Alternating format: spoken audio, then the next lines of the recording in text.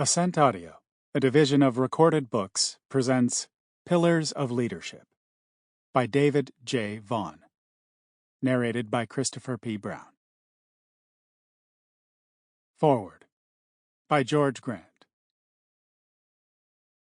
At the Constitutional Convention in 1787, James Madison was one of the most active speakers, and many wise provisions in the final document owe their origin to his foresight and learning.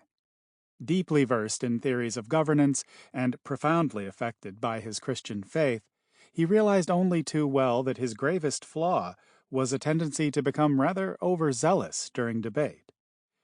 Along with Alexander Hamilton and John Jay, Madison wrote the brilliant Federalist Papers and was the trusted advisor and confidant of both George Washington and Thomas Jefferson. Later, he would himself occupy the White House and make a unique mark upon the fledgling nation's highest office during particularly difficult days. But it was at the convention that his gifts were most evident and his star shone brightest. Knowing he was apt to get carried away when addressing the convention, he asked a fellow delegate from Virginia to sit by his side and tweak his coattails if he seemed to be getting too obviously excited. Later that very day, after a particularly impassioned discourse, he sat down, hot, perspiring, and exhausted. Turning, as with a sudden realization, he reproached his friend for not pulling at his coat, thus tempering his firebrand oratory. "I would have just as soon laid a finger on the lightning," said the awestruck man. Similar stories are told of many of the Founding Fathers. When Patrick Henry spoke, his hearers were utterly mesmerized. When Samuel Adams addressed his fellow patriots, it was said that he spoke with the voice of the divine. And when Peyton Randolph rose, an admiring silence always seemed to envelop the hall.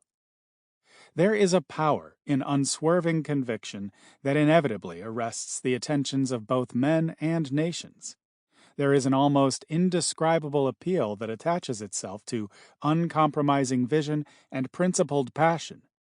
And this fact is illustrated not just in the American founding era, as remarkable as it was, but throughout all of history. The stories David Vaughan has assembled in this book demonstrate this only too well. Each of the men he profiles was a man of principle. Each was a man of conviction. Each was somehow able to catalyze situations and circumstances against all odds to advance the cause of beauty, goodness, and truth, which are but the essential constituent parts of Western civilization. Sample complete. Ready to continue?